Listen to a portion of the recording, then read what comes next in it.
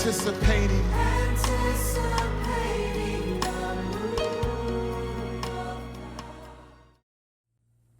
Que nous avons commencé de cela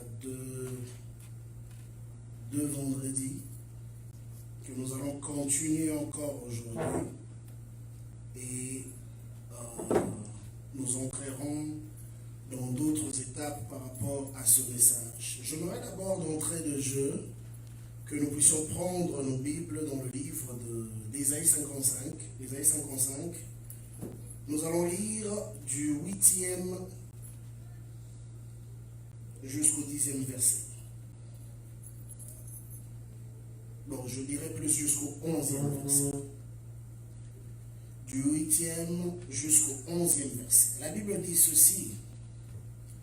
Car mes pensées ne sont pas vos pensées, et vos voix ne sont pas mes voix, dit l'Éternel. Autant les cieux sont éloignés au-dessus de la terre, autant mes voix sont élevées au-dessus de vos voix, et mes pensées au-dessus de vos pensées. Comme la pluie et la neige descendent des cieux, et n'y retournent pas, sans avoir arrosé, fécondé la terre et fait germer les plantes, sans avoir donné de la sémence aux sémeurs. Retenez cette partie-là. Et du pain à celui qui mange. Ainsi en est-il de ma parole qui sort de ma bouche. Elle ne retourne point à moi, sans effet, sans avoir exécuté ma volonté et accompli mes desseins. Seigneur, je prie pour ta parole ce soir. Fais-le-moi un simple dispensateur de ta grâce. Révèle-toi ce soir pendant que nous sommes réunis dans ta présence. Et parle encore à nos cœurs dans le nom puissant de Jésus que nous t'avons ainsi prié. Nous disons Amen. Alors ça fait 2 vendredis que nous sommes en train de parler de ce thème qui est la sémence. Et nous avons expliqué l'importance de la sémence. C'est quoi la sémence? D'où vient la sémence? Et nous avons démontré par A plus B dans les Écritures combien la sémence occupe une place importante. Et nous avons vu encore l'autre fois que la première personne qui a eu à apporter la sémence, ce n'est pas l'homme, mais c'est Dieu. C'est Dieu qui est le premier sémeur. Les sémeurs des sémeurs, c'est Dieu. Et quand nous nous disons être enfants de Dieu, quand nous nous disons être serviteurs de Dieu, bien aimé, s'il y a quelque chose qui ne doit pas être loin de nous, loin de notre réalité quotidienne, c'est le principe ou le fonctionnement dans la loi de la sémaille et de la moisson. Puisque Dieu est venu plus tard, après la chute d'Adam et Ève, nous avons vu les premières personnes aussi qui ont offert. Dieu d'abord a offert pour couvrir ces hommes, et après nous avons vu leurs fils, de ces hommes qui étaient tombés Adam et Ève, faire pareil. Et Dieu agréa une seule offrande de 2. Et nous connaissons la suite. Après, le frère va tuer son frère par jalousie, car Caïn va tuer Abel parce qu'il n'avait pas apprécié que son offrande à lui avait été rejetée et celle de son frère avait été agréée par le Seigneur. Mais la Bible nous montre plus tard qu'il y a eu une grande période de crise après Abel. Vous serez surpris, je sais que vous le savez, étant lecteur de la Bible, serviteur et servant de Dieu, que depuis Abel jusque pratiquement à Noé, il n'y avait plus de gens qui dressaient des autels à l'Éternel. La seule personne peut-être dont la Bible mentionne dans ce lot d'hommes qui est venu un peu apporter une révolution s'appelait Enoch. Enoch fut la personne qui a marché avec Dieu. Il a marché avec Dieu pendant 300 ans. Après, la Bible dit qu'il ne fut plus. Dieu l'a enlevé. Mais dans le principe des autels, après Abel, la première personne, après plusieurs milliers d'années, qu'on va citer, c'était la personne de Noé.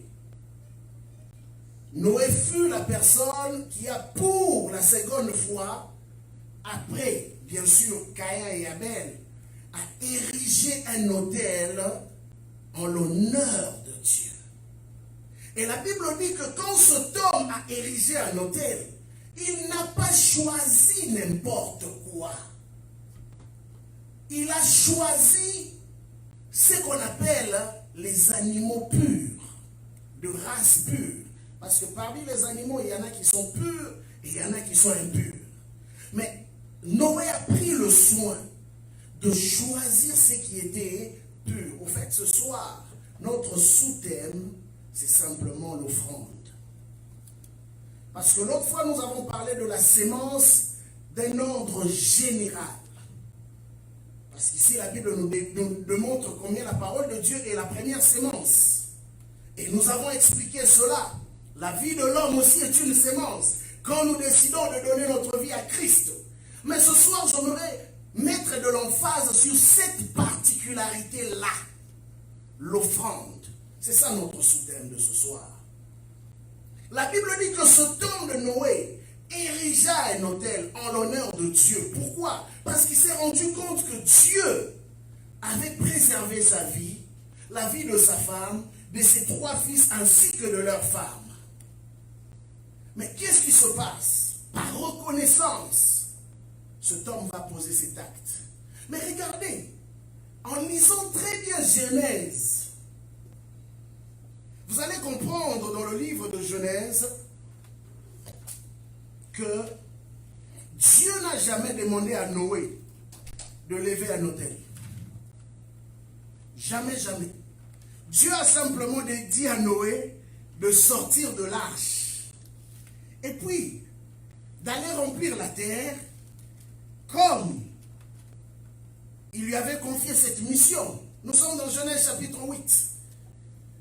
Après qu'il y ait fin à le déluge ait eu à cesser, la terre, l'eau a baissé de la terre, quelque chose s'est passé. Dieu demande à Noé de sortir de l'arche, ainsi que toute sa famille et tous les bêtes, les animaux qui étaient avec lui. Et Dieu dit à Noé ceci, Genèse 8 à compter du verset 15. Alors Dieu parla à Noé en disant, sors de l'arche, toi et ta femme, tes fils et leurs femmes, et les femmes de tes fils avec toi. Fais sortir avec toi tous les animaux de toute chair qui sont avec toi, tant les oiseaux que le bétail, et les reptiles qui rampent sur la terre, qu'ils se répandent sur la terre, qu'ils soient féconds et multiplient sur la terre. Et Noé sortit avec ses fils, sa femme et les femmes de ses fils, tous les oiseaux et tous les animaux, tous les reptiles et tous les oiseaux, tous ceux qui se mettent sur la terre, selon leur espèce, sortirent de l'arche. Bien aimé, c'est ça l'instruction de Dieu. Dieu s'arrête là. Dieu dit à Noé, tu sors de l'arche, toi, ta femme, tes fils, les femmes de tes fils, et tous les animaux qui sont avec vous. Sortez. Allez remplir la terre. Dieu avait déjà déclaré une parole de bénédiction. Avant même que Noé puisse poser un acte de reconnaissance. Ce soir, j'aimerais vraiment que tu comprennes ce principe que nous sommes en train d'élaborer depuis près de 3 semaines sur la sémence. C'est que les actes que nous posons, ce n'est pas pour influencer Dieu à faire quelque chose dans nos vies. Nous le faisons d'abord, parce que nous sommes reconnaissants de ce que Dieu a fait pour nous. Nous le faisons parce que nous avons la foi que Dieu accomplit toujours sa parole. Dieu n'avait jamais demandé à Noé d'ériger un autel.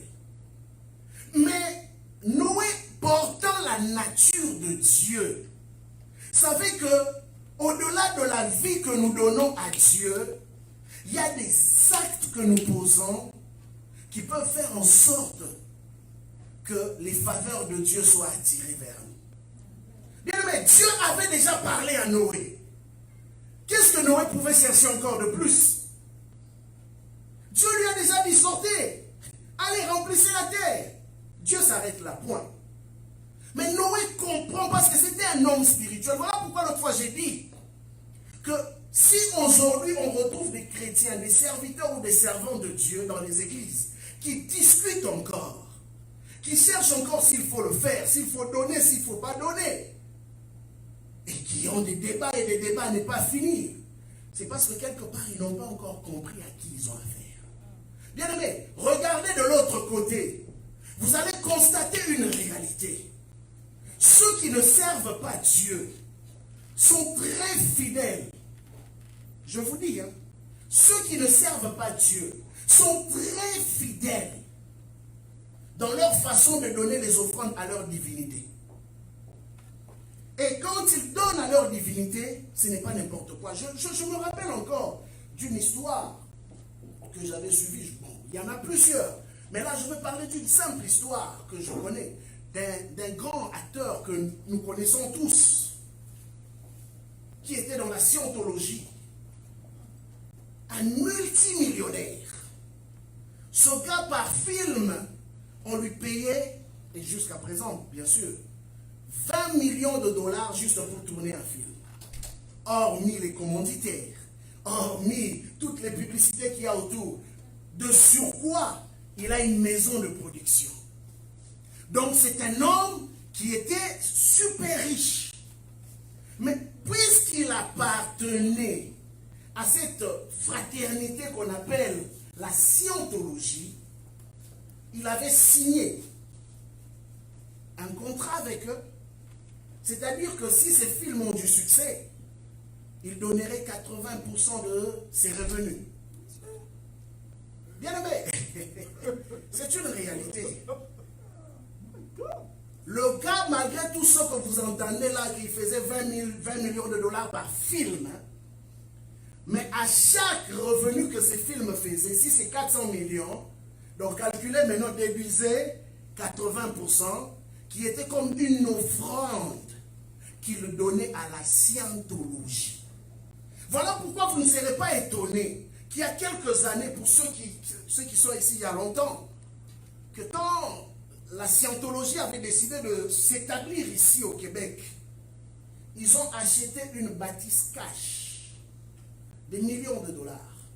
Ce n'était pas un problème pour eux.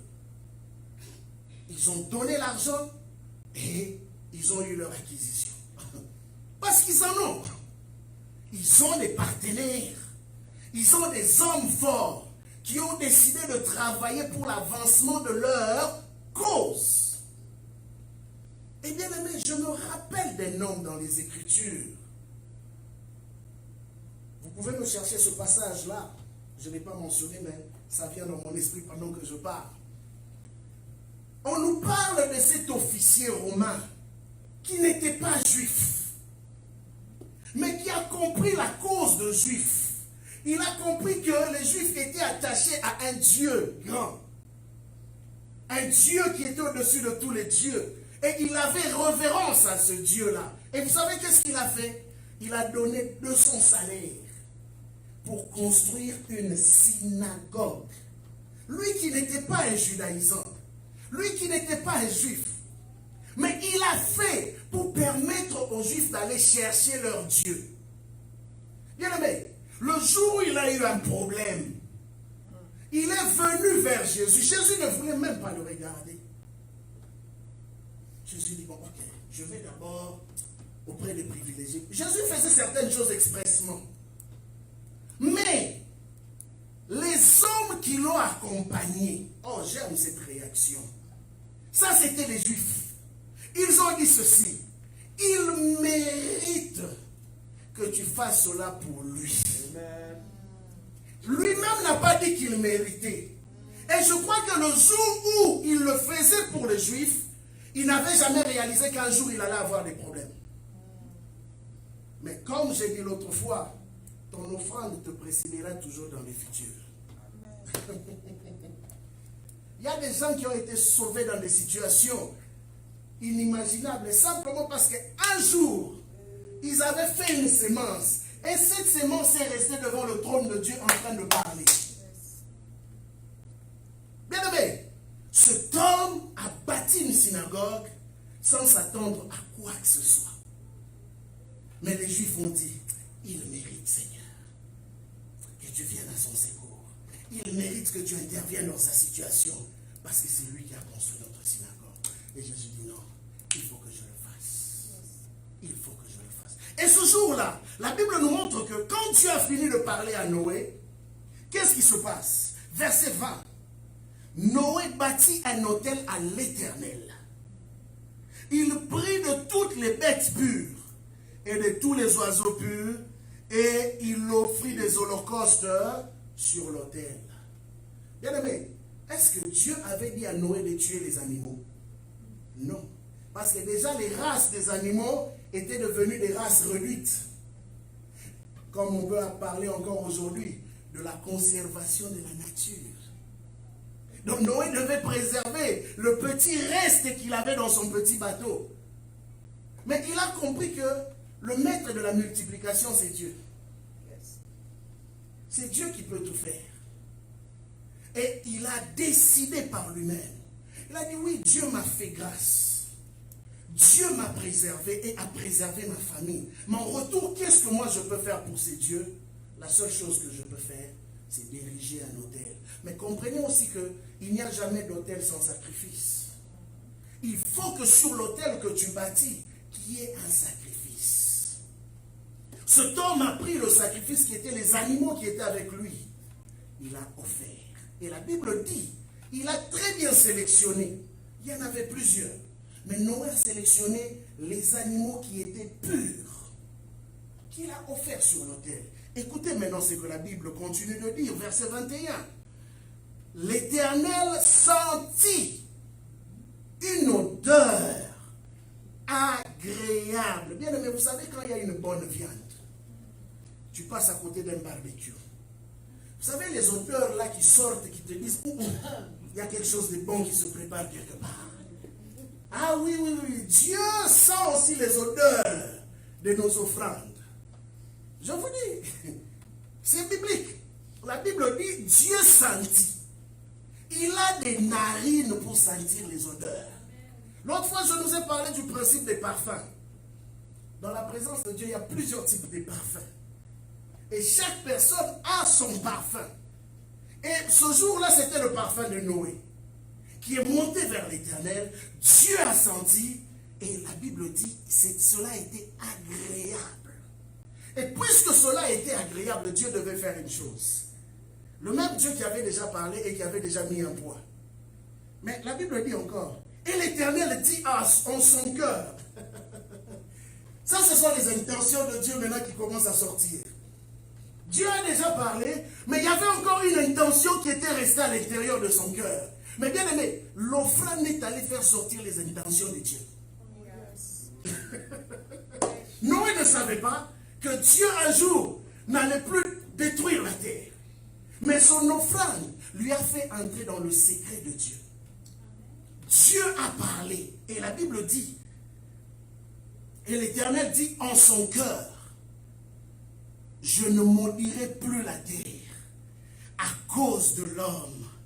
Parce que les pensées de l'homme, du cœur de l'homme, sont mauvaises. Les pensées du cœur de l'homme sont mauvaises de sa jeunesse. Et je ne frapperai plus tout ce qui est vivant, comme je l'ai fait.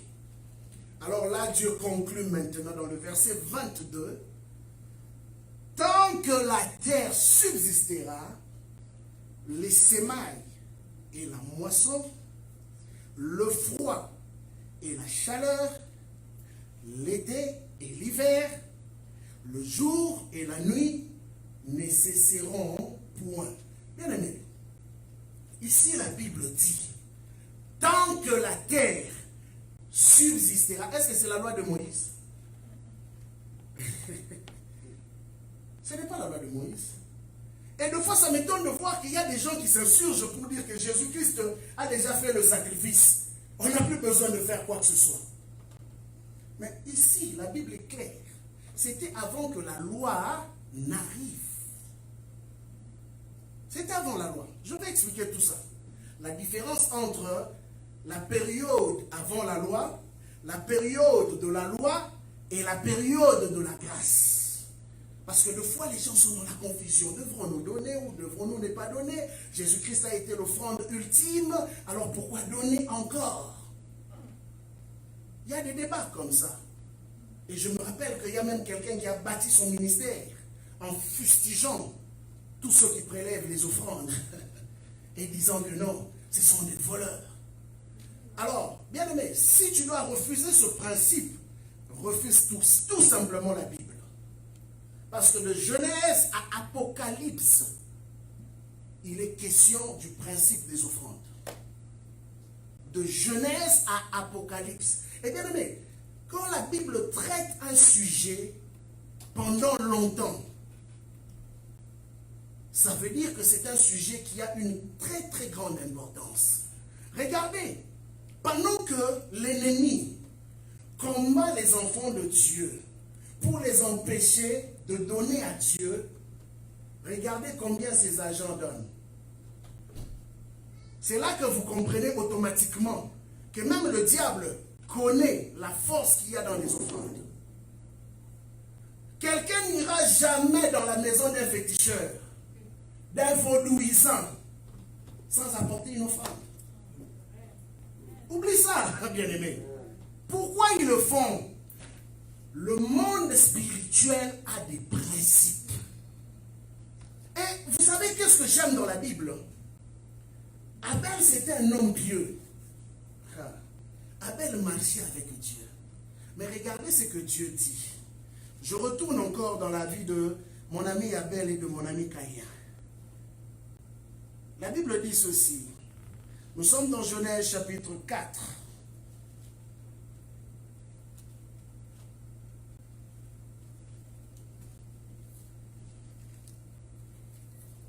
Ok.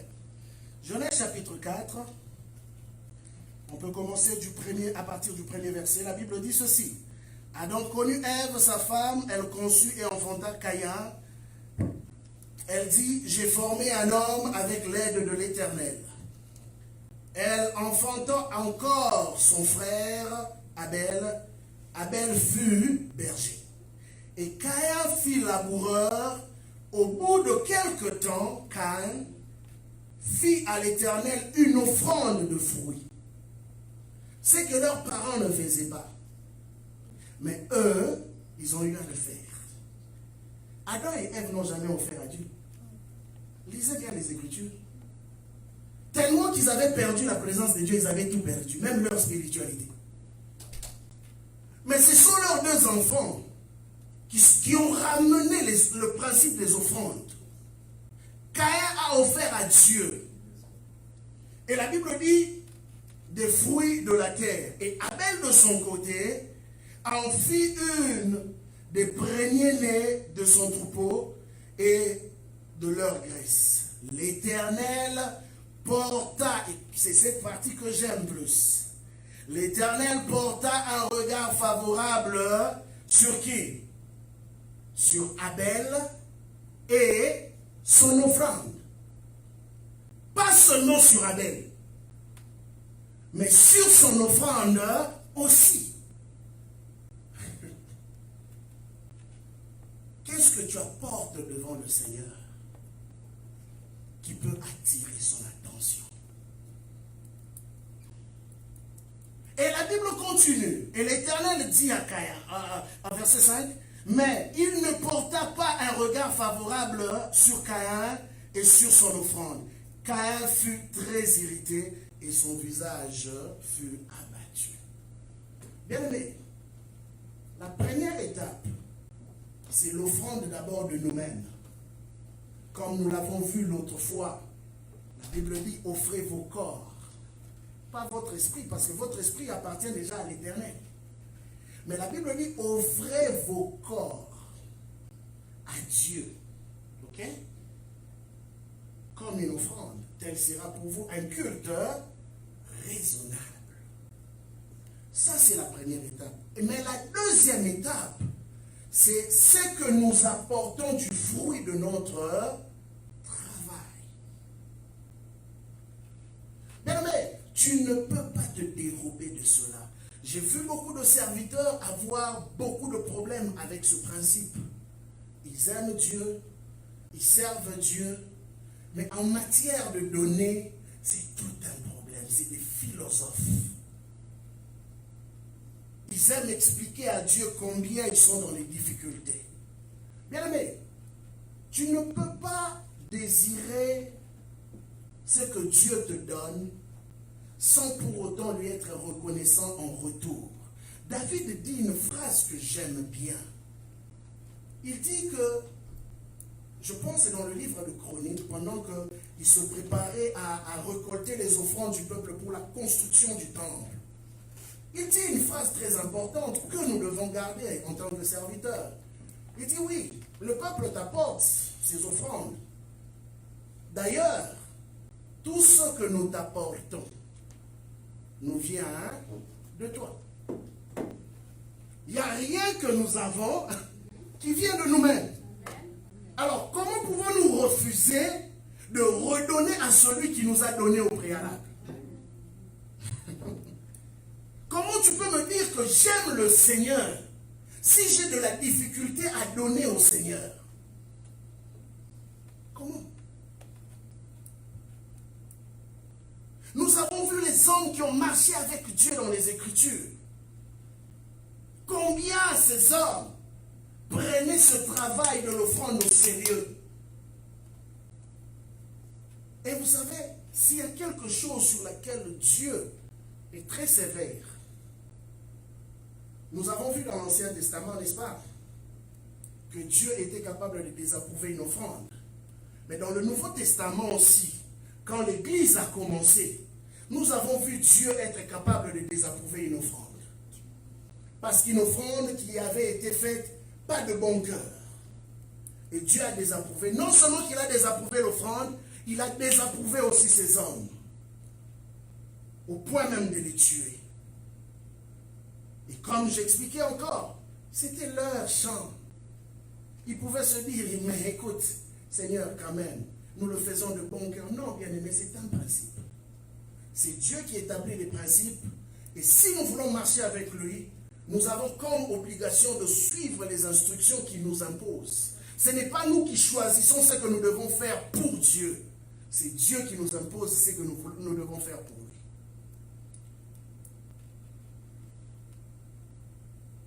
Dans l'Ancien Testament, la première personne qui a offert, c'était Dieu. Ou je peux dire dans l'Ancienne Alliance. La première personne qui a offert, c'était Dieu. Et dans la Nouvelle Alliance, la première personne encore qui offre, c'est Dieu. La Bible dit, car il a tant aimé le monde, qu'il a fait quoi? Qu'il a donné. Qu'il a donné. Bien-aimé, il y a des choses dans le domaine spirituel qui s'ouvrent seulement lorsque nous apprenons à marcher selon ces principes-là. Et bien aimé, comprenez que donner l'offrande à Dieu, c'est tout un culte. C'est tout un culte. Il y a des gens qui ont eu des délivrances, non pas parce qu'ils ont prié seulement. Il y a des gens qui ont obtenu des délivrances parce qu'ils ont donné. La Bible nous montre un exemple. Je veux revenir là-dessus, mais je fais un peu le tour. Une femme qui a prié pendant plusieurs années, cherchant un garçon, parce qu'elle était stérile, au nom de Anne. Elle a prié, elle a prié, elle a prié, au point de manquer même la voix. Vous savez, ce genre de prière où tu as tellement pleuré. Seigneur, s'il te plaît, si tu n'agis pas aujourd'hui, en tout cas, moi je t'abandonne. Dieu aussi n'agit pas, Dieu aussi te regarde. Anne était tellement fatiguée de prier qu'à un moment donné, sa voix même était partie. Mais le jour où elle a décidé de changer sa façon de prier, et elle a dit, Seigneur, si tu me donnes un fils, et j'aime sa prière parce que c'était une prière précise.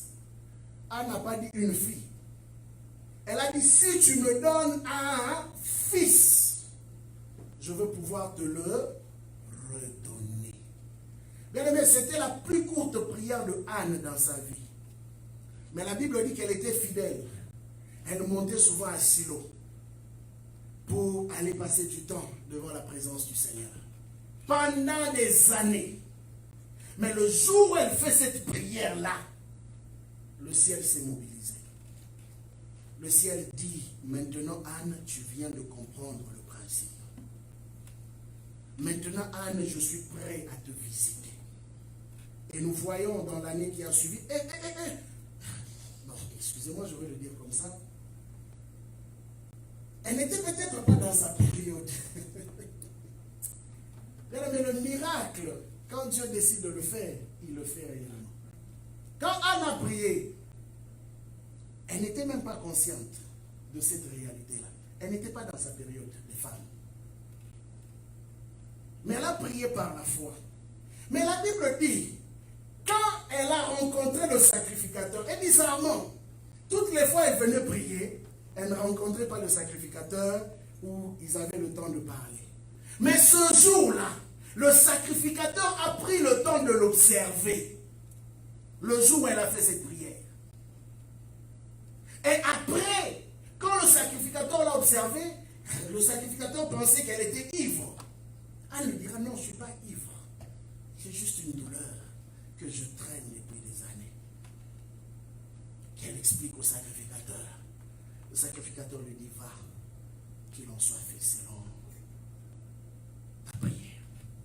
Bien aimé, la Bible dit que le même jour, elle rentra chez elle. Son mari l'a connue et elle tomba enceinte. Donc Dieu est même capable de contrôler les périodes et de les changer. Quand il agrée une prière, il est capable de tout changer. Et c'est ce qui s'est passé dans la vie de cette femme. Dieu a changé son histoire ce jour-là. Bien-aimé, ce soir, j'aimerais t'emmener en tant que serviteur de Dieu à prendre très au sérieux cette tâche à laquelle le Seigneur nous appelle dans son service. Ne te dis pas seulement que je donne de mon temps, c'est déjà une offrande. Je sers, c'est déjà une offrande. Non, au-delà de ton temps que tu donnes, au-delà de la vie que tu as donnée au Seigneur Jésus-Christ, Dieu attend après le fruit de ton travail. Dieu l'attend. Et c'est là même que Dieu décide s'il doit te visiter particulièrement dans ce domaine de finances. Vous savez, dans le domaine de l'esprit, il y a plusieurs types d'onctions. Il y a plusieurs types de faveurs que nous pouvons avoir dans la vie. Un homme peut être spirituellement puissant dans la manifestation de dons, mais financièrement pauvre. La preuve, nous voyons un sacrificateur dans le livre de 2 Rois chapitre 4. Un homme qui a servi Dieu puissamment, connu en Israël, mais qui est mort pauvre, a laissé sa famille dans la pauvreté, au point qu'après sa mort, on était même prêt à lui ravir ses enfants. Mais regardez maintenant, la femme, quand elle a vu l'urgence de la chose, elle est allée rencontrer un homme qui était porteur d'une onction qui pouvait libérer les finances dans sa vie. Au nom d'Élisée. Et quand elle est allée parler à cet homme lui donne des instructions qu'elle devait suivre. Et quand elle les a appliquées, les problèmes financiers qu'elle avait s'étaient estompés. Il y a des problèmes financiers de foi que nous avons qui n'ont rien à voir avec les démons. Les démons profitent du manque de savoir du fonctionnement dans certains principes spirituels. La Bible dit clairement, mon peuple périt parce qu'il manque la connaissance. C'est là le problème souvent. Ce n'est pas que Dieu ne veut pas le faire, mais c'est parce que par moment, il y a des choses que nous ne faisons pas. Nous prions, c'est bon. Mais il y a des principes que nous n'appliquons pas dans nos vies qui ne peuvent pas attirer la faveur de Dieu dans ce domaine-là spécifiquement. La Bible nous a montré combien Dieu était capable d'agréer et Abel en tant que personne, parce qu'il était intègre, mais en même temps son offrande aussi. Pourquoi Dieu parle de Job? Les exégètes ont fait des recherches sur l'histoire de Job. Souvent, quand je lisais Job, je pensais que c'est quelqu'un qui a vécu très longtemps après les Abraham, comme c'est un livre souvent qu'on met juste avant le livre de Psaumes. Mais dans l'histoire archéologique, Job, c'est une personne qui a vécu dans la même période qu'Abraham. Sauf qu'il n'était pas de la même origine. Mais Job a appris à servir Dieu par écho. Quand je dis écho, ce n'était pas qu'il connaissait Dieu personnellement, comme Dieu se révélait à Abraham. Job est le genre de personne comme l'officier romain. Il a simplement vu ce que Dieu était capable de faire avec le peuple juif. Il a respecté ce Dieu-là et il a commencé à s'impliquer, à le servir. Job est le type de personne comme mon ami de Acte 10, Corneille. Corneille n'était pas un juif, c'était un Italien.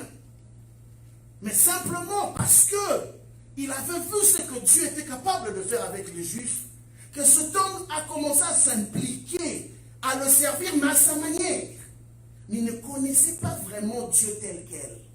La preuve, pour vous démontrer que Job ne connaissait pas tellement Dieu comme il devait le connaître, à la fin de sa vie, dans les derniers jours, après que Dieu ait eu à le restaurer, Job fait une déclaration puissante dans Job 42, où il dit, j'avais entendu parler. J'avais entendu parler de toi. Donc il servait Dieu selon l'information qu'on lui avait donnée. Mais il était impliqué. Comme si c'est quelqu'un qui avait rencontré Dieu personnellement. Dieu avait permis l'épreuve dans la vie de Job. Parce que Dieu voulait le rencontrer maintenant. Dieu avait déjà éprouvé son cœur et avait trouvé qu'il était un homme juste. Vous savez qu'il y a des gens qui ont la sémence de juste sans avoir accepté Jésus-Christ dans leur vie. L'exemple typique, c'est le cours, Zachée. La Bible dit quoi? Quand il est monté sur le sycomore, Jésus a dit, lui aussi est un fils d'Abraham. Mais il n'avait jamais accepté la foi. Mais comment Jésus-Christ pouvait dire qu'il était aussi un fils d'Abraham? Voilà pourquoi son cœur était déjà disposé. Quand il a entendu Jésus, il n'y avait plus rien à forcer. Il est venu, il a commencé à se repentir sans qu'on lui prêche même la repentance. Et bien aimé, regardez maintenant l'histoire de Job. Qu'est-ce qui a distingué Job? La Bible dit, quand Satan est allé faire le tour du monde, il revient auprès du conseil, là où les fils de Dieu étaient réunis. Dieu lui pose la question, as-tu remarqué mon serviteur Job? Écoutez la réponse de Satan. Il est fidèle à toi, il te sert, ou il est attaché à toi, parce que tu l'as béni. Même Satan reconnaissait que Job était un homme béni. Mais Satan ajoute une chose. Non seulement que Job était béni, mais il y avait une haie de protection qui était autour de sa vie. Donc personne ne pouvait franchir. Vous Vous savez pourquoi? Selon les exégètes, il dit ceci. Job était un homme appliqué au principe de la dîme. Il badinait pas. Voilà pourquoi même la preuve. Quand ses enfants sortaient, la Bible dit quoi? Job prenait le temps d'offrir des offrandes. En d'autres termes, Job érigeait 10 autels pour chacun de ses enfants. Et il offrait à Dieu. Bien aimé, des fois il y a certains parents qui se tournent. Que leurs enfants, moi je suis chrétienne, mais mon enfant là, vraiment, c'est comme les petits frères de Satan. Mais regardez cet homme. La Bible dit, voilà un homme qui avait compris le principe spirituel. Vous savez, dans ce coin du monde là, en Asie, ce sont des personnes souvent qui sont portées vers l'occultisme. Et ils savent que tu ne peux pas avoir affaire à une divinité sans apporter de quoi à cette divinité. Et Job, pour avoir accepté le Seigneur comme son maître, qu'est-ce qu'il faisait? À chaque fois que ses enfants sortaient, il érigeait des autels au nom de ses enfants et il l'offrait à Dieu. Une offrande. Et dans son cœur, il se disait peut-être que mes enfants ont péché. Oui, c'est vrai. Ses enfants étaient des fêtards. Des vrais fêtards. Et c'est toutes ces pratiques dans sa vie qui ont fait en sorte que le diable ne pouvait pas le toucher. Et le diable, spirituellement, en regardant Job, reconnaissait qu'il y avait un mur de protection tout autour de lui. N'est-ce pas que nous appelons l'Éternel une tour forte? Et la Bible dit, l'ange de l'Éternel campe tout autour de ceux qui craignent Dieu. Donc, en d'autres termes, il y avait un ange qui circulait constamment à une vitesse que je ne peux même pas calculer autour de Job, qui faisait en sorte que Job et ses biens étaient intouchables. Je me rappelle de l'histoire d'une ancienne sataniste. Comme souvent on leur donne des missions, par exemple on leur dit, bon ok, on a besoin de l'avenue Papineau. Il faudrait aller là-bas, détruire toutes les maisons, toutes les familles, ou envoyer un esprit quelconque pour que tous les enfants se retrouvent dans la délinquance. C'est pourquoi nous allons remarquer que même à Montréal, ici où nous sommes, il y a des quartiers où tu vas constater soit c'est la drogue, c'est le gangstérisme, c'est la prostitution. C'est parce qu'il y a des sorts qui ont été jetés dans le monde de ténèbres. Mais quand un fils de la lumière ou une fille de la lumière entre dans ce genre de quartier et consacre ce quartier ou cette avenue-là à l'Éternel, le monde des ténèbres est en émoi. Ils ne sont pas contents. Alors ce jour-là, dans sa mission, la dame avait l'habitude de faire des projections astrales, sortir de son corps pour aller, ils envoûtaient les coins, ils détruisaient la vie de la jeunesse, surtout la jeunesse. Ce jour-là, ils arrivent sur cette avenue particulière.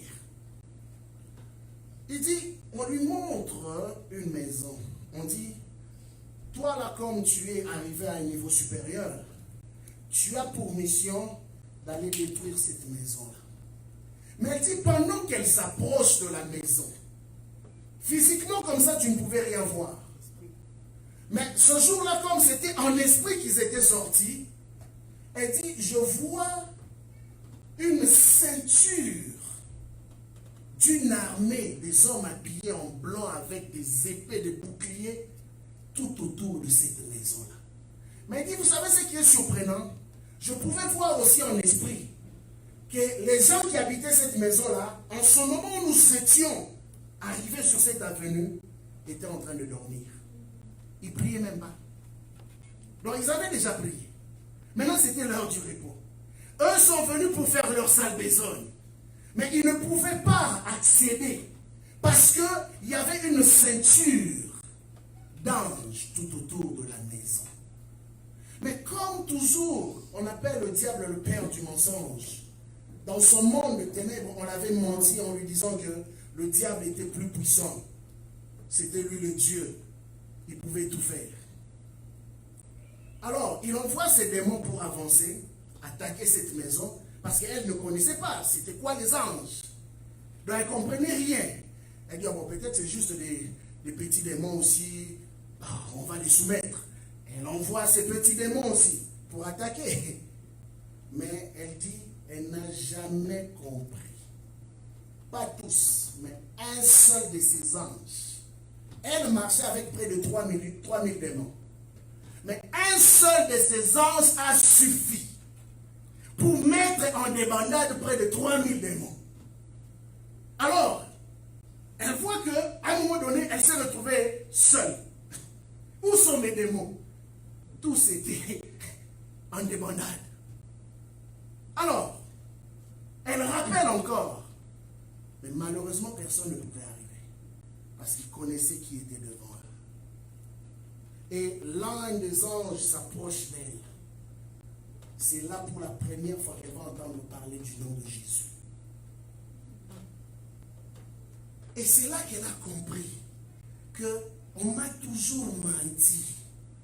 Comment moi qui suis une princesse des princesses dans le monde des ténèbres, je n'arrive pas à conquérir simplement parce que... Et puis elle dit ceci, c'était des chrétiens simples dans une église normale qui priaient, qui étaient fidèles à Dieu. C'était même pas un pasteur, c'était même pas un archibishop, tout ce que vous voulez. C'était des chrétiens simplement qui craignaient Dieu.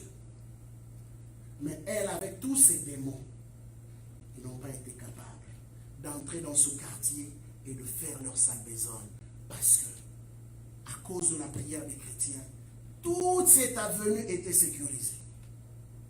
Et c'est là qu'elle explique que si seulement les chrétiens comprenaient la puissance, la force que nous avons et avec qui nous marchons, il y a des choses que nous n'allons même pas craindre.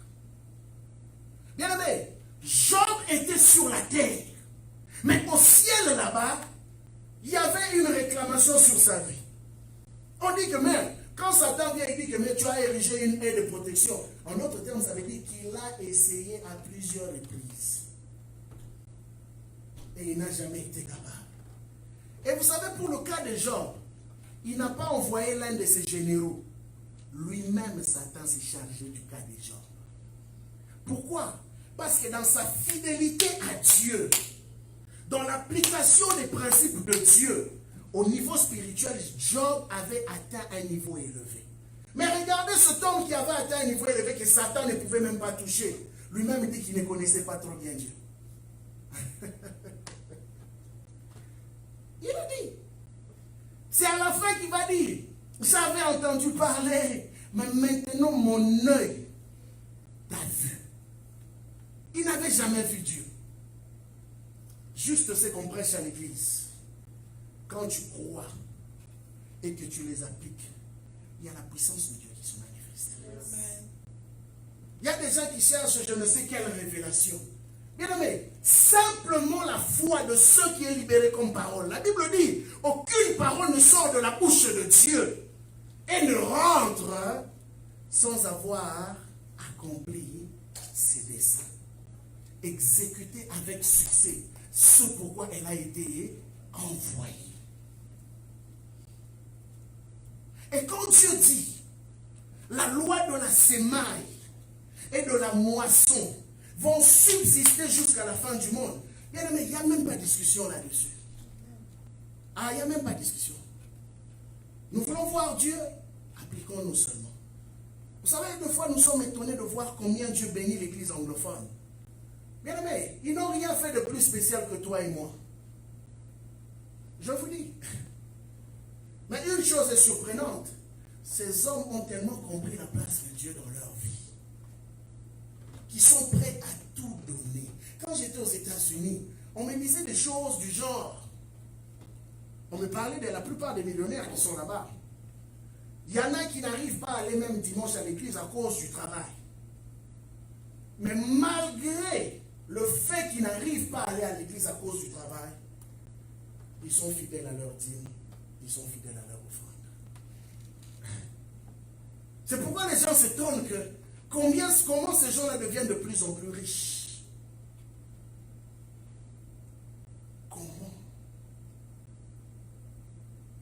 le domaine de l'argent, le domaine de la richesse est aussi un domaine qui est contrôlé dans le monde des esprits. Voilà pourquoi la seule fois que Jésus va comparer un démon, il ne dit pas qu'ils sont pareils, ok?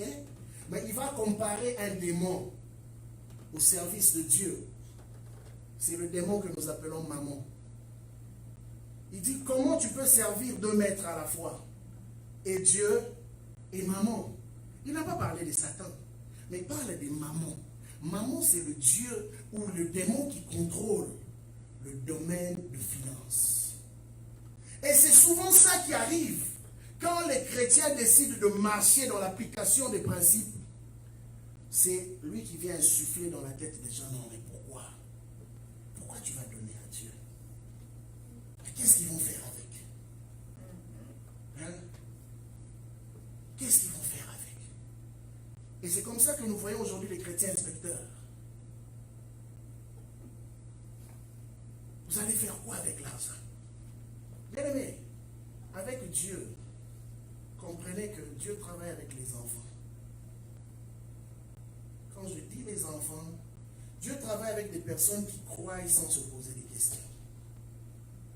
Si Ananias et Saphira avaient cru sans se poser des questions, ils seraient peut-être vivants, on les aurait peut-être cités parmi les colonnes de l'église qui venait de commencer. Mais vous savez qu'est-ce qui a trahi ces hommes? C'est parce qu'à un moment donné, quand ils ont vu la somme de leur champ, au début ils étaient d'accord, on va donner à Dieu. Mais quand ils ont vu le niveau, le montant qui est sorti de leur champ, ils se sont parlé entre hommes et femmes. Ah, tu penses vraiment qu'on peut donner tout ça à l'église? Non, frère. Non, chérie, réfléchis un peu. On peut juste donner une partie. D'ailleurs, l'église n'en a pas besoin. Ils ont déjà l'argent. Il y a d'autres fidèles aussi qui vont donner. Non, bien aimé, Dieu deal avec chacun d'une manière particulière. Si Dieu te dit donne ça, donne ça. Bien aimé, il m'est arrivé de donner les 100% de fois de l'argent que Dieu a eu à me donner. Par moments, ça fait mal. Par moments, toi-même, tu es dans des besoins extrêmes. Mais tu te dis quand même, ah Seigneur, en tout cas, si toi tu le dis, je vais le faire. Mais ça chauffe dans ton cœur. Tu ne sais même pas qu'est-ce que tu vas faire pour la prochaine étape. Vous savez, c'est plus facile de donner quand on en a. Oui. L'offrande aussi, c'est une épreuve. Hein. Quand on en a, on peut facilement donner. Voilà pourquoi Jésus a parlé des superflus. Il y a des hommes qui donnent, ça leur fait même pas mal. Il en a tellement. Bon, je peux donner à Dieu 100 000, bon, j'ai 10 millions. C'est bien. Mais imaginez-vous que quelqu'un qui n'a que 100 $. Donc, à part ces 100 $, il n'a rien. Et Dieu te dit, donne-moi ça. Tu vas faire quoi? Tu vas donner une explication à Dieu? Seigneur, j'ai aussi une femme, non? J'ai aussi un mari, non? J'ai aussi des enfants, non? J'ai aussi une famille, non? C'est le test. C'est une épreuve. Notre père dans la foi, Abraham, a été testé ainsi. Si aujourd'hui tu appelles Abraham le père de la foi, bien aimé, ce n'est pas parce que Abraham simplement a écouté la voix de Dieu et est allé vers là où Dieu voulait qu'il aille. C'est parce qu'un jour, Abraham a été capable de tuer. Je préfère le dire comme ça. Il a été capable de tuer son propre fils pour Dieu. Tu veux dire que tu es serviteur de Dieu? Qu'est-ce que tu es prêt à tuer pour Dieu? Qu'est-ce que tu es prêt à donner pour le Seigneur? Là, il n'est pas question de philosophie. C'est une réalité. Et sois-en sûr, un vrai serviteur ou une vraie servante de Dieu, un jour sera toujours testé par Dieu dans ce domaine-là. Où Dieu te demandera quelque chose de très difficile à lui donner. Il va le faire. T'en fais pas. Peut-être qu'il l'a déjà fait. Mais sois-en sûr, il y a aussi des niveaux et des niveaux. Abraham avait l'habitude d'offrir à Dieu. et donner le tourtereau. C'était facile. Ah, c'est juste un oiseau, je prends, bon, je tue.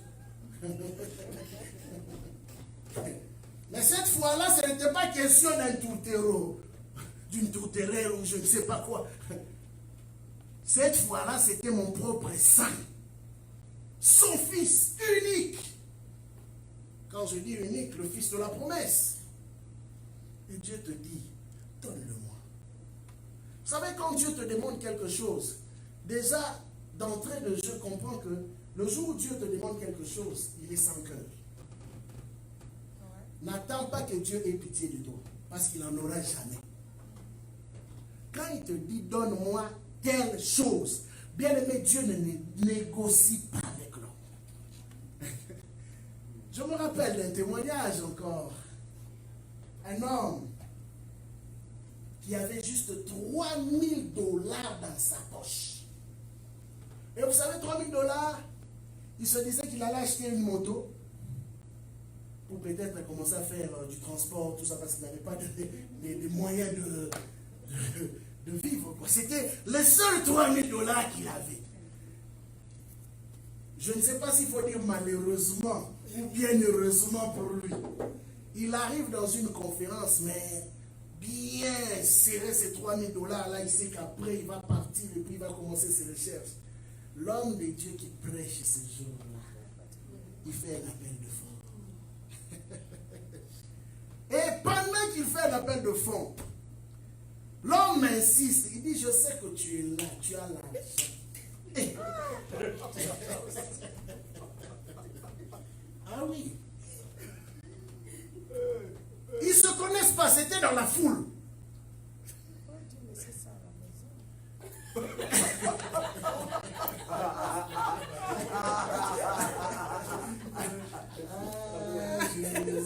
aurait dû laisser ça à la maison. Il n'a pas eu l'inspiration.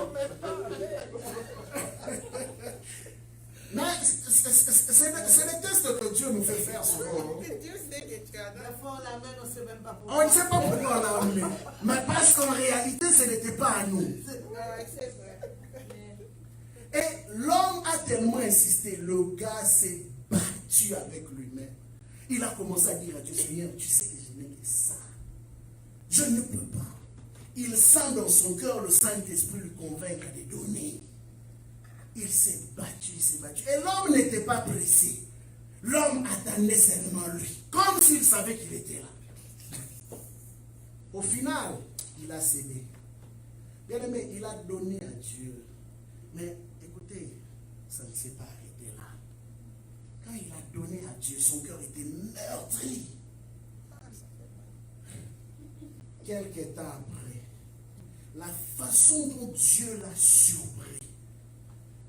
Et il s'est même repenti en disant, si j'avais gardé les $3000, voilà ce que j'aurais pu manquer.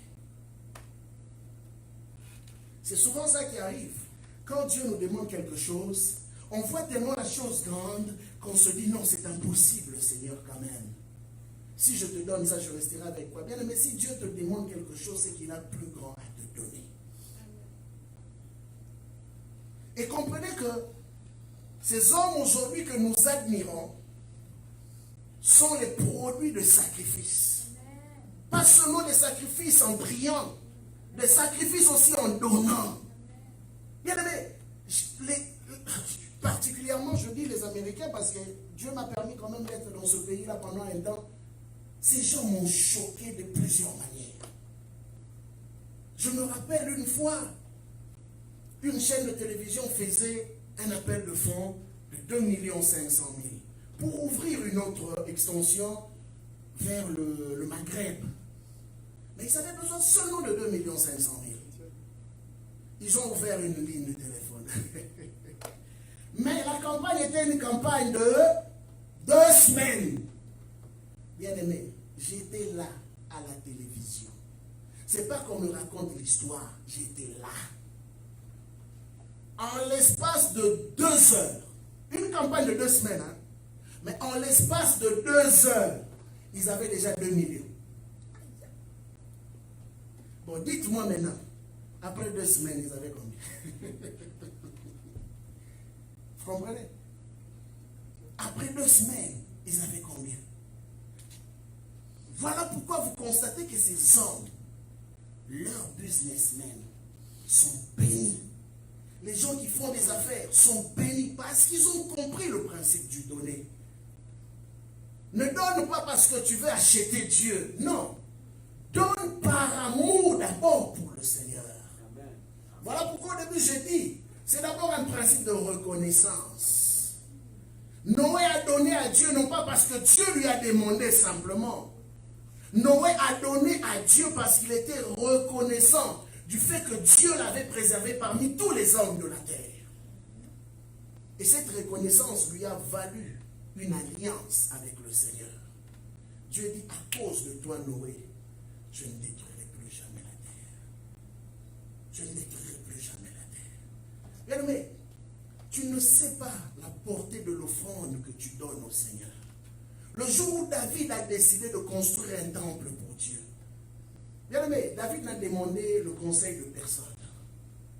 David a décidé de construire un temple. Parce qu'il s'est dit, comment moi je peux habiter dans une maison bien bâtie et que l'arche de l'Éternel soit dans les tentes?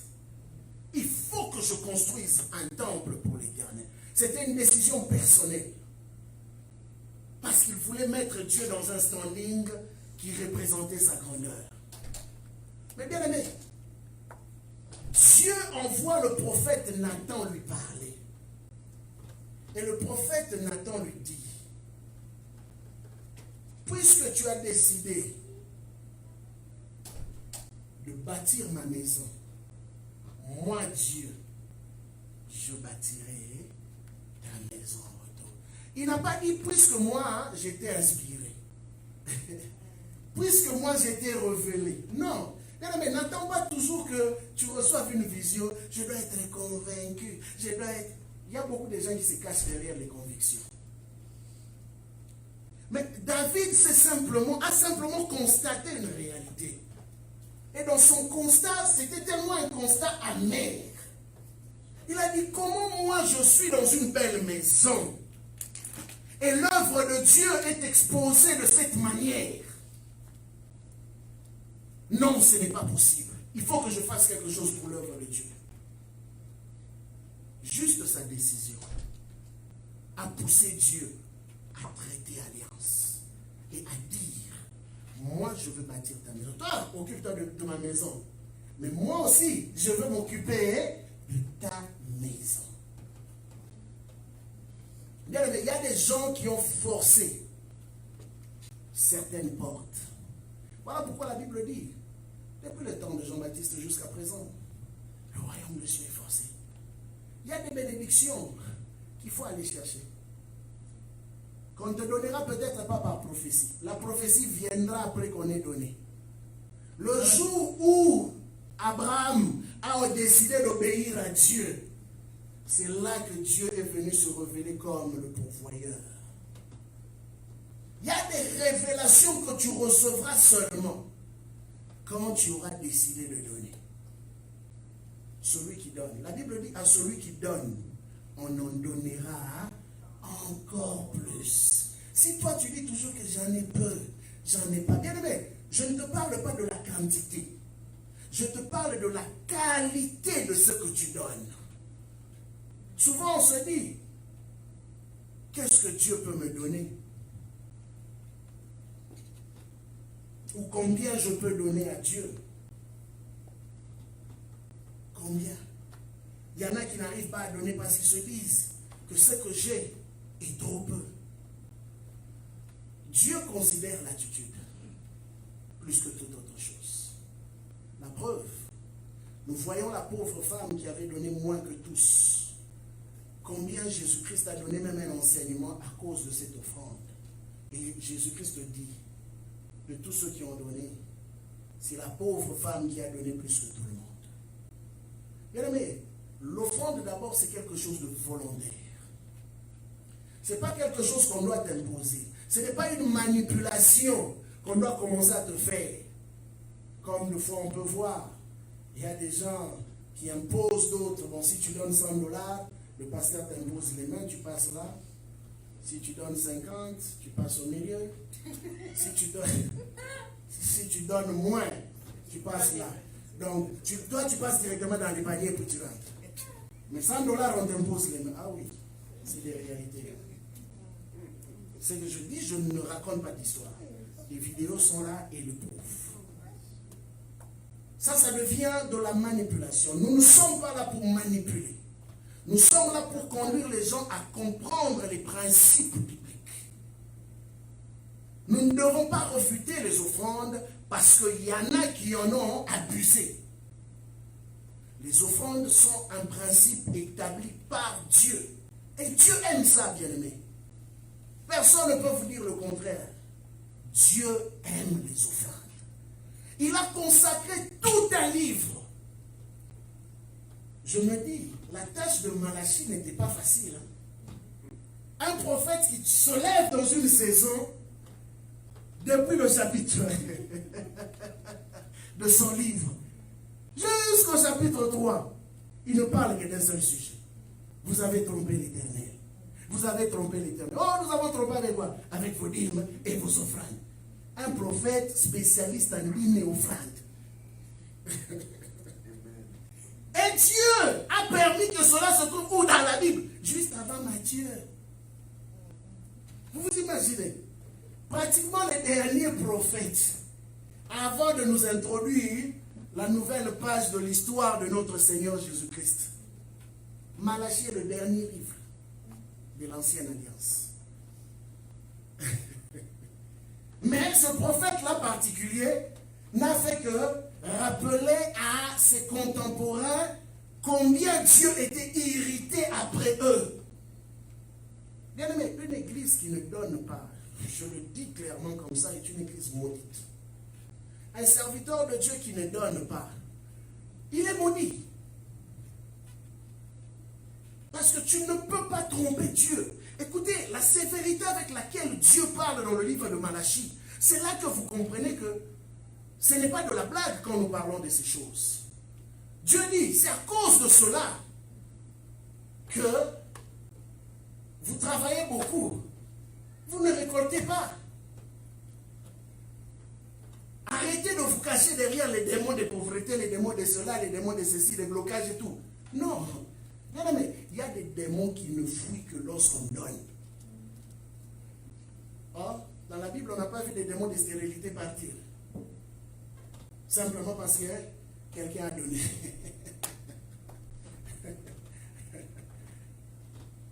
On a vu des stérilités partir dans la Bible à cause d'une offrande. On a vu la mort partir, l'esprit de mort partir à cause de l'offrande. La femme de distinction en est l'exemple. La Bible dit quoi? C'est une femme qui a fait beaucoup de bien au serviteur de Dieu, Élisée. Et à cause de cela, un jour, Élisée lui dit, non, tu m'as tellement fait du bien, qu'est-ce que je peux faire pour toi en retour? La femme n'avait jamais rien demandé à Élisée. La femme respectait simplement l'onction d'Élisée. Et elle croyait que cet homme-là était un saint homme de Dieu. Et elle a préparé tout ce qu'elle devait préparer. Chaque fois qu'Élisée passait dans la ville, c'est chez elle qu'Élisée allait. Et elle a même bâti une chambre haute pour Élisée. Bien aimé, vous savez, quand vous lisez les Écritures, c'est là que vous comprenez combien il y a des gens qui ont eu à respecter les serviteurs de Dieu et que Dieu a eu à visiter. Elle a bâti une chambre spéciale. Elle a dépensé de son argent pour que l'homme de Dieu soit dans le confort. À la fin, l'homme de Dieu lui dit, non, il faut que je fasse quelque chose pour toi. Qu'est-ce que tu veux? La dame lui répond, je n'ai pas d'enfant. Élisée lui dit, l'année prochaine, quand je reviendrai, tu en auras. Tu en auras. Et cela est arrivé ainsi. Mais regardez l'attitude de la femme. La femme n'avait même plus espoir qu'elle pouvait avoir d'enfant. La preuve, c'est que quand Élisée lui a parlé, elle a dit, j'espère que mon Seigneur ne ment pas à sa servante. Vous comprenez? Donc, ça veut dire que elle faisait ces gestes-là d'une manière désintéressée. Parce que pour elle, c'était fini, elle n'allait plus jamais avoir d'enfant. Voilà pourquoi elle n'a jamais eu le courage même de demander à Élisée de prier pour elle. Mais elle respectait l'onction. Mais voilà pourquoi, à cause de son offrande, plus tard quand son fils tombe malade et qu'il meurt, cette offrande qu'elle avait eu à donner autrefois a parlé pour sa cause. Bien aimé, l'offrande ne meurt jamais. Je vous dis, l'offrande ne meurt jamais. Dieu aime ce domaine-là. L'offrande ne meurt jamais. La résurrection est entrée dans sa maison à cause de son offrande. Elle n'avait même pas besoin de l'approbation de son mari pour vouloir recevoir l'homme de Dieu. Mais regardez la suite de l'histoire. Ces choses nous ont été racontées dans les Écritures pour notre instruction. Et regardez, l'homme qui me fait le plus rire, c'est mon apôtre Paul. Lui maintenant, il explique encore une vérité. Je ne suis même pas entré dans la matière là. Depuis là. Je la police. Paul explique que l'offrande que les saints sont en train de donner en faveur des autres saints fait abonder des actions de grâce. Bien aimé, comment même Paul, l'apôtre si spirituel, tu vas me dire que non, quand même pas lui, comme certains disent. Mais Paul dit, ce sont vos offrandes-là qui font abonder les actions de grâce. Et Amen nous emmène même à prier pour vous avec douceur. Il y a des noms qui sont cités dans la présence de Dieu avec insistance. Il y a des noms aussi qui sont cités en passage.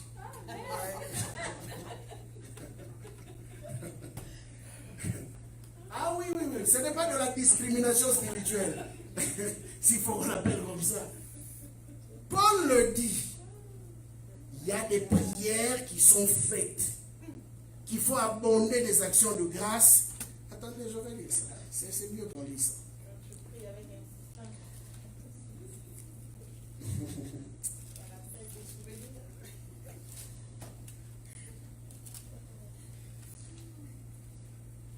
Ces personnes-là, quand on prie pour eux, on dit pas Seigneur, visite-le. Seigneur, demeure dans leur vie.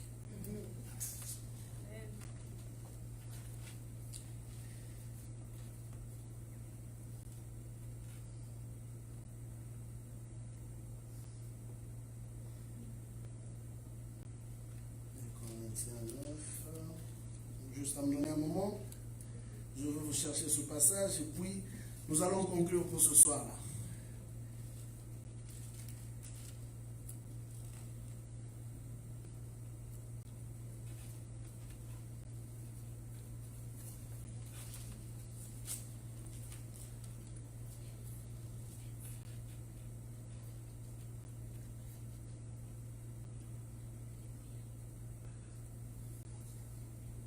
De Corinthiens 9.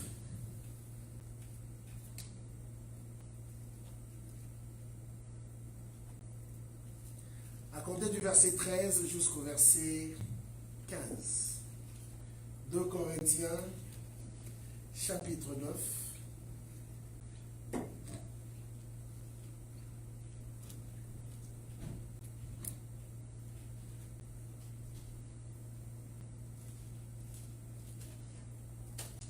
Non, je préfère aller à partir du verset 7.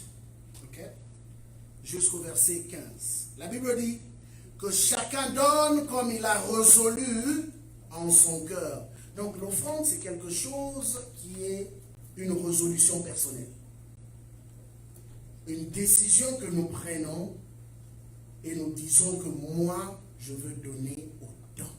moi je veux faire un don, moi je veux donner peut-être au-delà. C'est comme il y a des personnes qui ont décidé de donner par exemple, au lieu de donner 10%, ils disent bon moi je donnais 20, je donnerai 30. C'est selon la personne. Ce n'est pas qu'on impose à la personne, mais c'est une décision, une résolution personnelle que la personne prend. Et nous avons donné cet exemple-là il y a plusieurs années par rapport à l'homme de Colgate, qui est aujourd'hui parmi les produits cosmétiques les plus vendus dans le monde.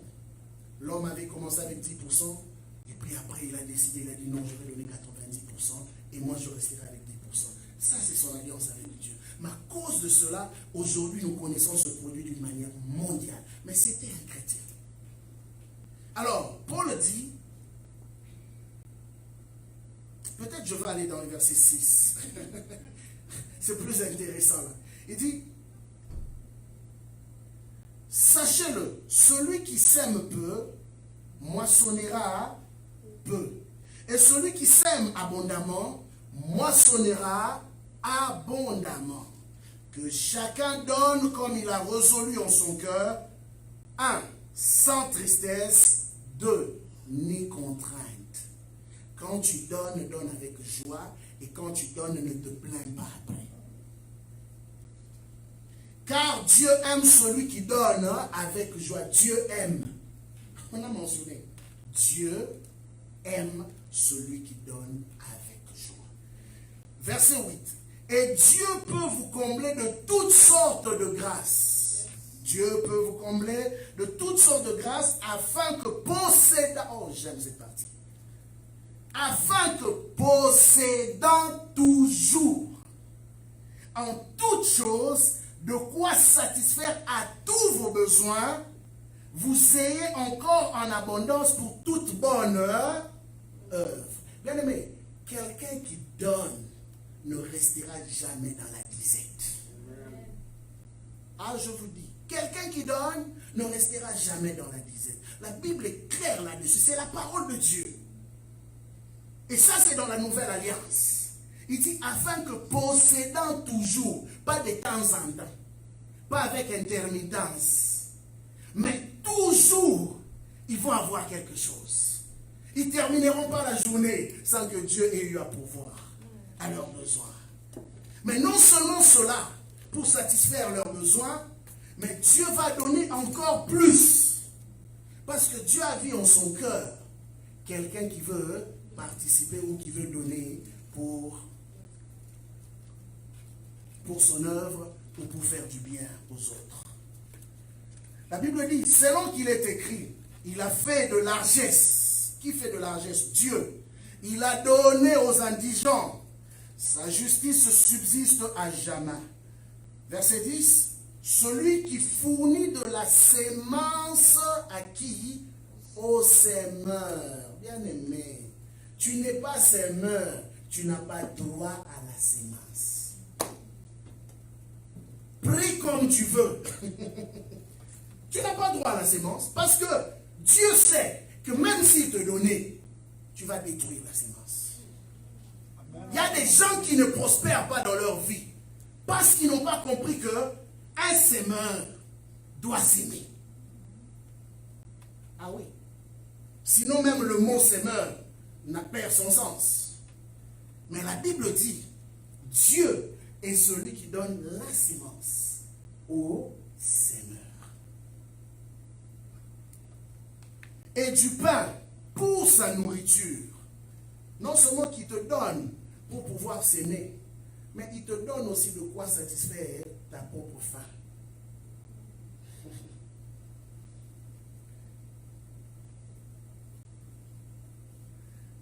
Vous fournira et vous multipliera la sémence et il augmentera le fruit de votre justice.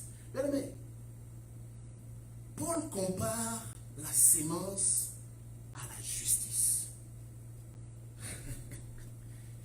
Celui qui sème est injuste. Celui qui ne sème pas est un injuste. Hein? La Bible dit mon juste vivra par quoi?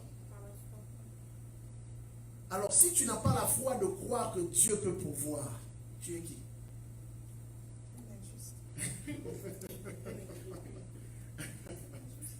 Tu es un injuste. Il faut qu'on se dise la vérité. Tu es un injuste. Et il y a beaucoup d'injustes au milieu de nous. Parlant en langue, servant et injuste. Et ils ne comprennent pas comment Dieu est capable de bénir certaines personnes. C'est comme une blague que ma femme me racontait. Actuellement, quand quelqu'un achète une belle maison, un bon chrétien spirituel va dire, oh, c'est rien, c'est vanité de vanité. Pourquoi vanité de vanité? Parce que lui, il n'en a pas. Alors la jalousie fait en sorte que il va rabaisser ce que l'autre achète.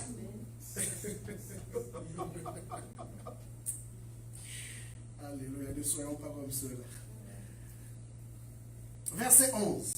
Vous serez de la sorte enrichis à tous égards, Jésus-Christ, à tous égards, pour toute espèce de libéralité. Bien aimé, c'est la Bible qui le dit.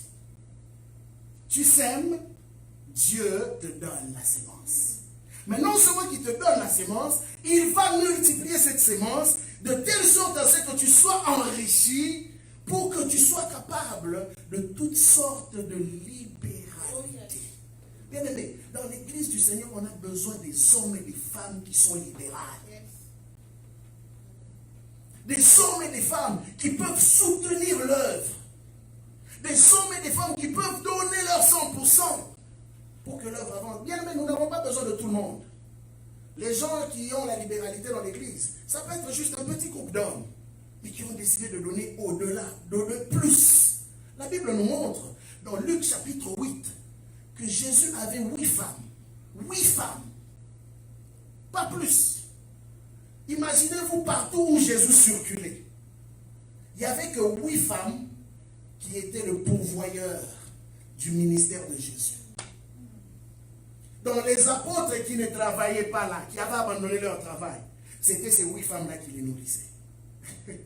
Jésus-Christ qui n'avait pas de maison, c'est l'argent de ces 8 femmes-là qui faisait en sorte que le ministère de Jésus, Jésus avait même une bourse.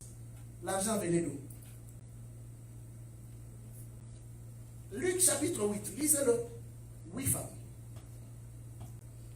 8 seulement. Qui ont soutenu le ministère de Jésus pendant 3 ans et demi. 8 femmes. Deux fois, on n'a pas besoin de beaucoup de gens.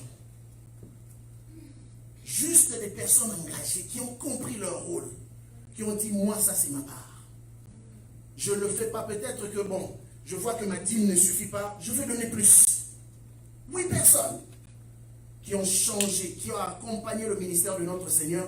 Aujourd'hui, l'évangile est parvenu jusqu'à nous à cause de ces 8 femmes. Pourquoi la Bible les a citées? Si cela n'était pas si important, pourquoi la Bible les a citées? La Bible les a citées parce que c'est important. Je crois que jusqu'à présent, la vérité est encore riche. Oh, c'est sûr et certain. C'est sûr et certain. La Bible dit, ok, vous serez de la sorte enrichis à tous égards pour toute espèce de libéralité qui, par notre moyen, feront offrir à Dieu des actions de grâce. Donc les bénéficiaires de cette libéralité-là vont dire merci à Dieu. Merci à Dieu, pourquoi? Parce que le temple de Dieu est venu à mon secours. Parce que j'étais dans les besoins, mais il y a une église qui s'est occupée de moi. La Bible nous a montré le modèle parfait de l'église.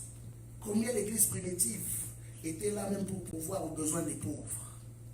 Mais pour pourvoir aux besoins des pauvres, il faut être capable d'abord vous-même d'avoir de quoi fonctionner. Et la Bible dit qu'à cause de cela, cela fait abonder des actions de grâce.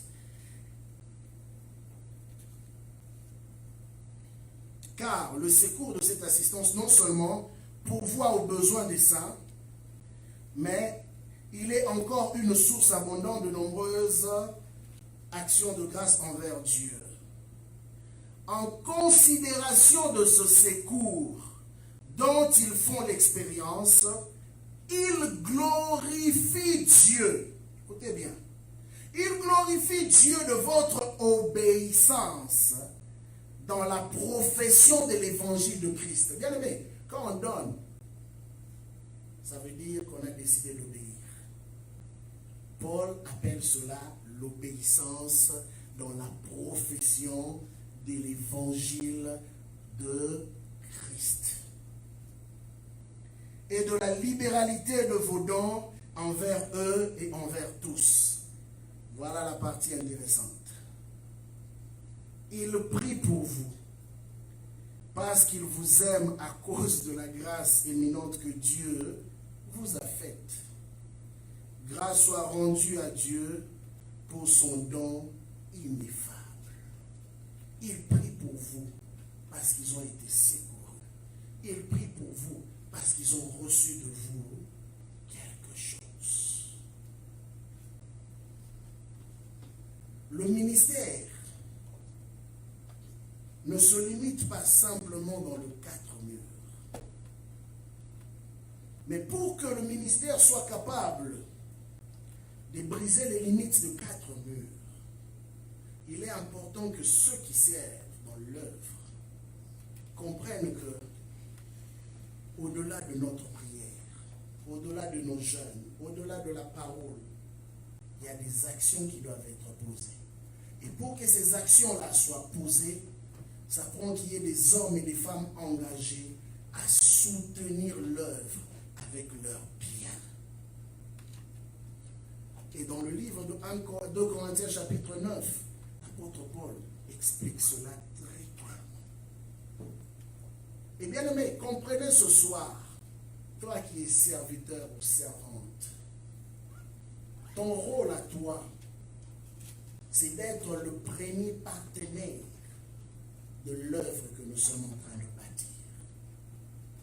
Ton rôle à toi, c'est d'être cet exemple, parce que tu ne peux pas prêcher aux autres ce que toi-même tu ne fais pas. Tu ne peux pas dire aux autres de faire ce que toi-même tu ne fais pas. Et quand je dis sois l'exemple, ne sois pas de ceux qui participent au murmure. Quand d'autres disent que oui, dans l'église, on ne parle que des offrandes et des offrandes. Oui, bien aimé, Genèse Apocalypse parle des offrandes. Pourquoi vous voulez qu'on n'en parle pas? De Genèse Apocalypse, on ne parle que de ça. Toutes sortes d'offrandes, oui, on ne parle que de ça. Que tu sois d'accord avec moi ou pas, que tu me jettes la pierre ou pas, la vérité est que de Genèse Apocalypse, on nous parle que des offrandes. Et je me sentirais très mal. Et je pense que je serais même blâmé auprès du Seigneur si je n'en parle pas. Avant, on ne voulait tellement pas choquer les gens. Parce que il y avait peut-être des abus par-ci, des abus par-là. Et on se dit, bon, ok, on veut éviter d'en parler un peu pour que cela ne crée pas encore d'autres blessés. Mais un jour, j'ai été blâmé sérieusement par le Seigneur. Très sérieusement. Mais il dit, c'est toi qui prives ce peuple de leur bénédiction. Ah oui. Parce que si tu ne leur parles pas, la Bible dit, ils connaîtront la vérité et la vérité les affranchira. Donc, si tu ne leur parles pas, ils ne vont jamais les appliquer. Et s'ils ne les appliquent pas, qu'un domaine dans leur vie ne marche pas. C'est pourquoi vous voyez qu'il y a des chrétiens qui sont capables d'abandonner même le Seigneur, aller dans le monde païen. Parce qu'on leur a promis que là-bas, on va te donner. Bien aimé, la Bible dit dans le livre de Philippiens que notre Dieu pourvoit à nos besoins selon sa richesse. Alors, qui peut imaginer la richesse de Dieu? Prends juste le monde dans sa grandeur. Réalise tout ce qui a été créé. Mais cela n'est pas même la dimension de la richesse de Dieu. cela n'est que les miettes de ce que Dieu représente comme richesse. Mais Paul parle aux Philippiens. Il leur dit, et mon Dieu pourvoira à tous vos besoins selon sa richesse. Pourquoi il pourvoira à tous vos besoins? Bon, je conclue par là. Philippiens 4. C'est là que nous revenons toujours au même principe.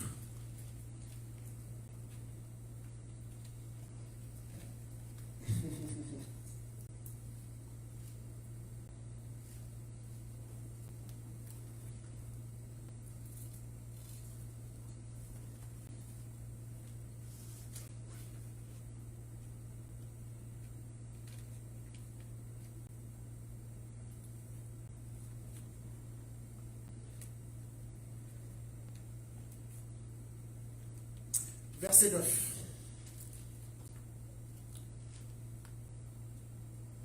Verset 9.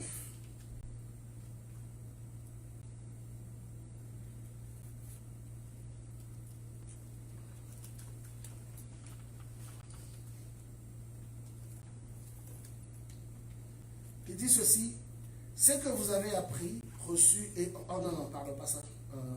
Donnez-moi juste un moment.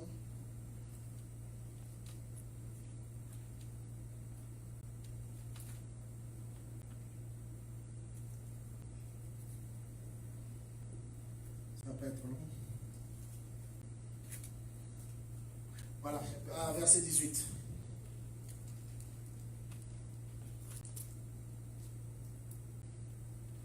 Il dit, j'ai tout reçu et je suis dans l'abondance. Ça, c'est Paul qui parle. Certains disent que non, Paul travaillait, il ne recevait pas les offrandes de l'église. Mais lui, là, Paul, là, il s'est contredit ou quoi? Parce qu'il dit ici que j'ai tout reçu et je suis dans l'abondance. Il a reçu de qui? De l'église, non? Des fois, les gens lisent des versets, ils veulent en faire des doctrines. Il faut comprendre le contexte et le temps dans lequel Paul a parlé. Dans le livre de Corinthiens, je reviendrai sur ça un autre jour. Il dit, j'ai tout reçu et je suis dans l'abondance. J'ai été comblé des biens en recevant par Épaphrodite ce qui vient de vous comme un parfum. L'autre fois, je nous ai parlé de parfum. Hein? Comme un parfum de bonne odeur. Un sacrifice que Dieu accepte et qui lui est agréable. Et mon Dieu, verset 19, pourvoira à tous vos besoins selon sa richesse avec gloire en Jésus-Christ. Amen. Et mon Dieu pourvoira à tous vos besoins selon sa richesse avec gloire en Jésus-Christ. Pourquoi? Parce que ces hommes ont soutenu le ministère de Paul. Ils lui ont permis de prêcher l'évangile. Il dit, à cause de vous, je suis dans l'abondance. Je ne manque de rien. À cause de vous, je peux prêcher librement. Voilà pourquoi cela est devant Dieu comme un parfum de bonne odeur.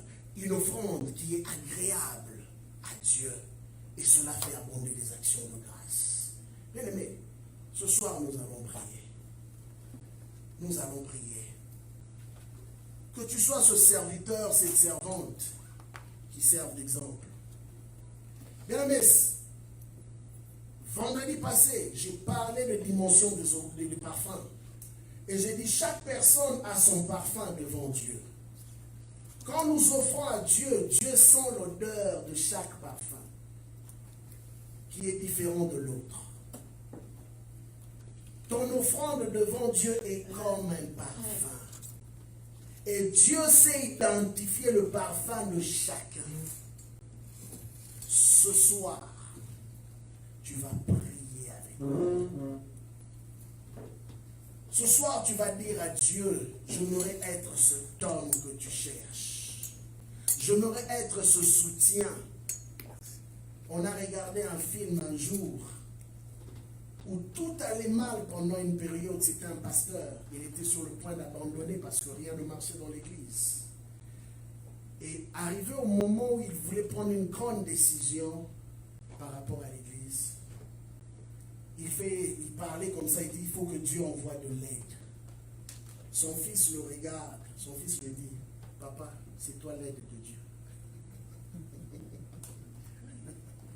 Tu cherches ailleurs. C'est pendant que Dieu t'a assigné pour être cette personne par laquelle il veut se manifester. Tu cherches ailleurs pendant que Dieu t'a assigné pour ce temps. Comme cet homme, comme cette femme qu'il veut utiliser. La veuve de Sarepta ne savait pas que par elle l'abondance pouvait venir. La femme du sacrificateur ne savait pas que par elle l'abondance pouvait venir. Bien-aimé, ne minimise pas Dieu. Ne minimise pas Dieu. Nous avons dit dimanche, c'est le temps d'oser l'impossible. Ah oui, si tu vas oser l'impossible, ne prends pas Dieu dans certaines dimensions, dans certains domaines, et dans d'autres, tu dis non, ça, là, c'est pas Dieu. Bien aimé, tout ça fait partie du spirituel. La preuve. Il y a une pensée qu'un de mes amis a écrit. Il dit, on dit que l'amour de l'argent est la cause de tous les maux, non? Il dit, le manque d'argent aussi est la cause de tous les maux. Ah oui. C'est une vérité. Pourquoi les gens se font du mal? C'est à cause de la pauvreté. La pauvreté est un problème dans la société. Pourquoi il y a un taux de corruption élevé? C'est à cause de la pauvreté, la prostitution, le gangstérisme. C'est la pauvreté. Comprenez que Dieu veut voir son peuple satisfait. Je ne te dis pas de devenir amoureux de l'argent.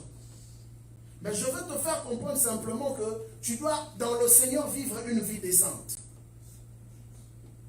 Pour être capable de soutenir le travail de Dieu. Alors nous voulons prier ce soir. Dis à Dieu ce soir, j'aimerais être cet instrument que tu vas utiliser.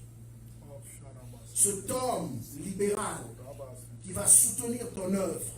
Cette femme libérale qui va soutenir ton œuvre. Élève ta voix, le Seigneur. Yahweh, mon âme et mon toi, je t'appelle.